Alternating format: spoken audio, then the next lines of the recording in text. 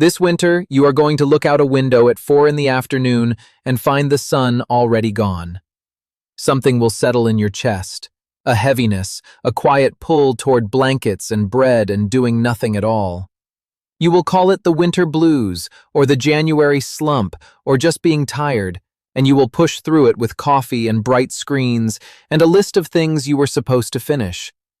But that heaviness may not be a malfunction. It may be a receipt. Because for the human beings who walked north out of the tropics and decided to stay there, winter was a deadline. Picture what you think ancient winter looked like. A fur-wrapped figure trudging through deep snow, a spear, a mammoth on the horizon. That is not wrong so much as backwards. Winter hunting was possible. Arctic peoples have always hunted through the dark months, and they still do. But in deep winter, it becomes an expensive gamble. Animals scatter, herds thin out.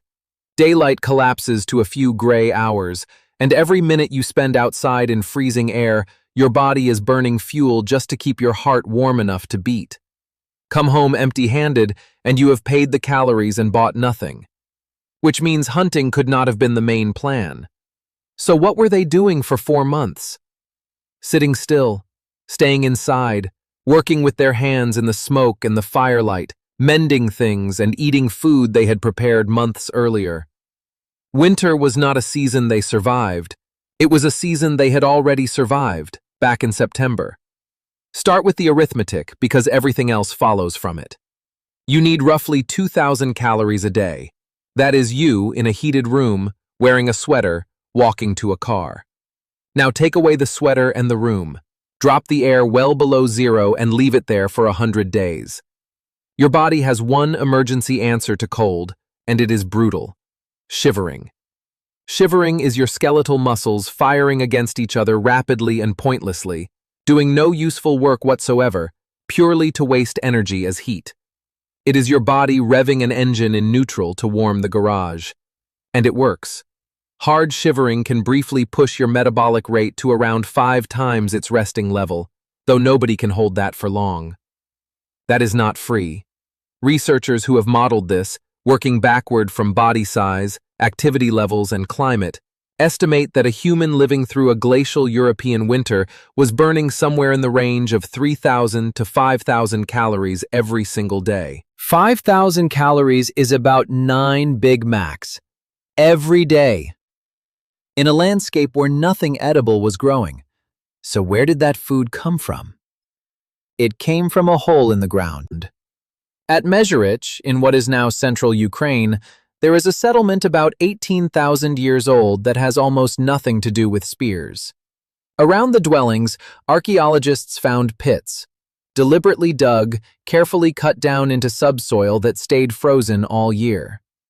What went into those pits is still argued about.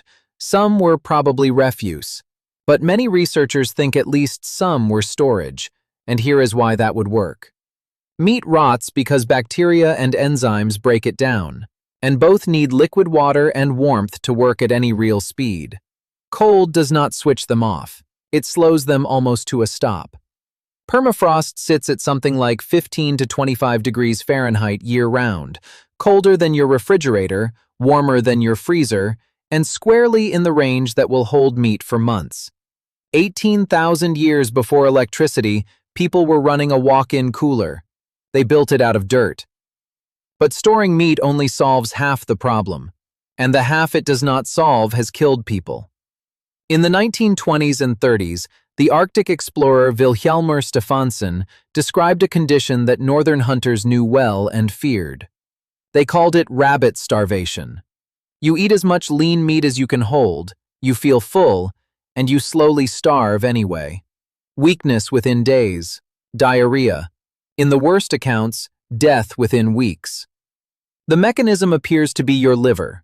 When you eat protein, your body strips the nitrogen off the amino acids and converts it to urea so your kidneys can flush it out. That conversion happens in the liver, and the liver has a ceiling. Push much past about a third of your calories from protein, the exact limit is still debated, and the nitrogen waste stacks up faster than you can clear it, while your energy needs go unmet. Now remember what winter does to animals. Cold strips them. A deer or a reindeer that was fat and glossy in autumn can be down near 1 or 2% body fat by late winter. There is protein everywhere and almost no fuel.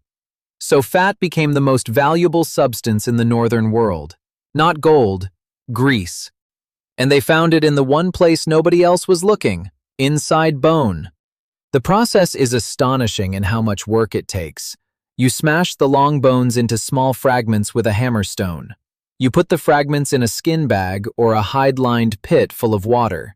You heat stones in the fire and drop them in, over and over, keeping the water near boiling for hours. The fat inside the spongy bone tissue melts out, floats to the surface, and cools into a pale cake you can skim off. A full day of labor for maybe a few cups of pure fat. But fat carries around 9 calories per gram, and it is exactly the fuel a protein-heavy winter cannot give you. This is why sites from the last ice age are full of bones smashed into thousands of unrecognizable fragments. Those fragment fields are the floor of a rendering plant. Then there is the question of where you sit while you do all this. Also at Mezherich and at Dolní Věstonice in what is now the Czech Republic, people built houses out of mammoth bone, skulls set as foundations, jawbones interlocked in a herringbone pattern up the walls, tusks arching over the doorway. One structure at Mezherich enclosed somewhere between 12 and 24 square meters, a modern bedroom. It used several hundred bones, and estimates of the total weight run to something like 20 tons, hauled into place one piece at a time by people with no wheels and no draft animals. And most of those bones were probably never hunted. Recent work suggests the mammoth remains at Mezherich were largely scavenged, collected from animals that had already died. They were not chasing these creatures across the steppe. They were quarrying them. Why go to that trouble? Because on the open mammoth steppe, there were barely any trees. No trees means no timber, and worse, no firewood. So they burned bone too. Bone will not catch easily on its own, but bone still loaded with marrow fat burns long and hot once a fire is going. Hearths at these sites are packed with charred bone. They were heating their homes with the same substance they were eating, taken from the same animal that framed their walls. And inside those small, smoky, bone-framed rooms, something happened that we almost never picture when we imagine the Ice Age. They made things.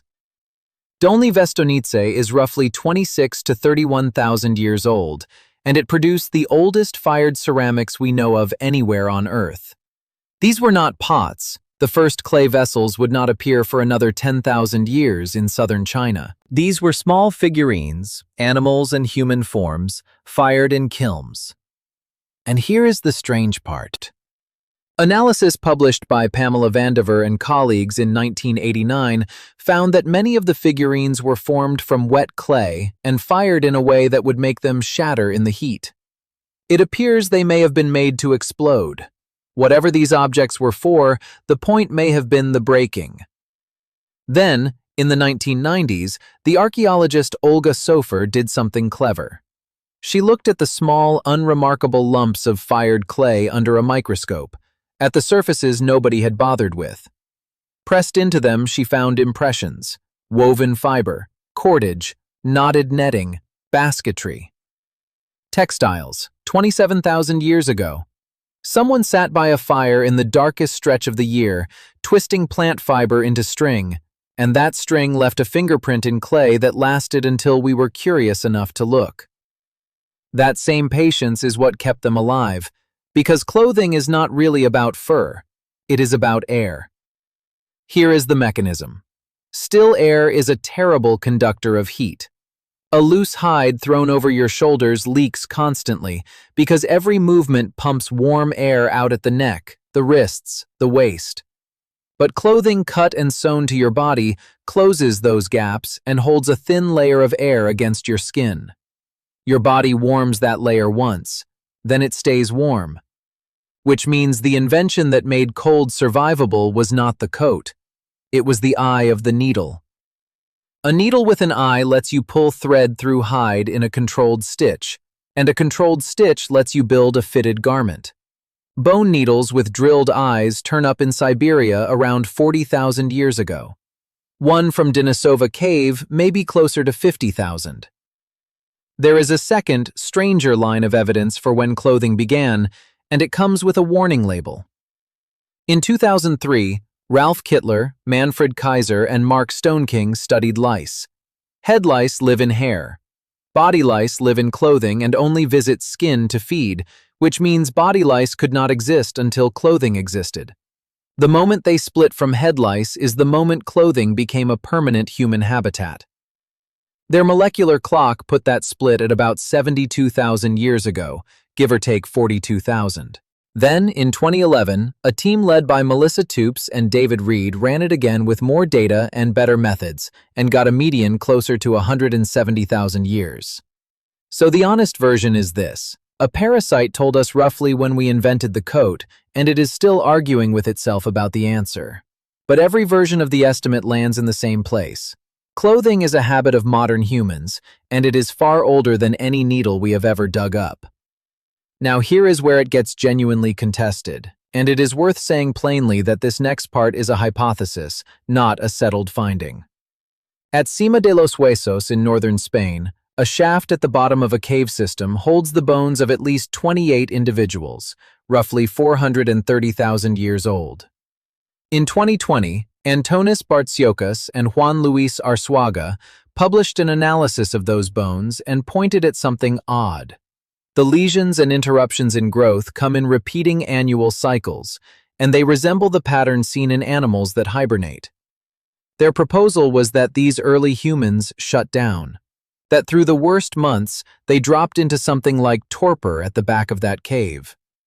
Most researchers are not convinced, and the objections are strong. Seasonal starvation and severe vitamin D deficiency produce very similar marks on bone. And the counterexample everyone reaches for does not actually help. Bears are much larger than us, and a hibernating bear's body temperature falls only a few degrees. That is shallow torpor. It is not the deep, near shutdown hibernation of a ground squirrel, and no mammal anywhere near our body size is known to do the deep version. But notice what both sides agree on. Either those humans hibernated through winter, or they starved through winter. Either way, the season wrote itself permanently into their skeletons. And it never entirely stopped writing. In 2015, a team led by Gandhi Yetish, working with the sleep researcher Jerome Siegel, put activity monitors on people in 3 communities living without electricity. The Hadza in Tanzania, the San in Namibia, the Tsimane in Bolivia. Here is what makes the results strange. None of those places has a real winter, and people still slept about an hour longer in the cooler season than in the warmer one, and their sleep onset tracked falling temperature more closely than it tracked sunset. If the seasonal pull shows up even in places where winter is barely a rumor, then the Ice Age did not install it. The Ice Age just leaned on it, hard, for a very long time. So think about what your body is doing in December. You want more sleep. You crave fat and starch specifically, not salad. You want to be indoors, near warmth, doing something small with your hands. You feel the pull to conserve. Researchers who study seasonal mood think some of this may be an old energy conservation response, still running long after it stopped being useful. The case is suggestive rather than proven, and the honest answer is that we do not fully understand why the season moves us the way it does.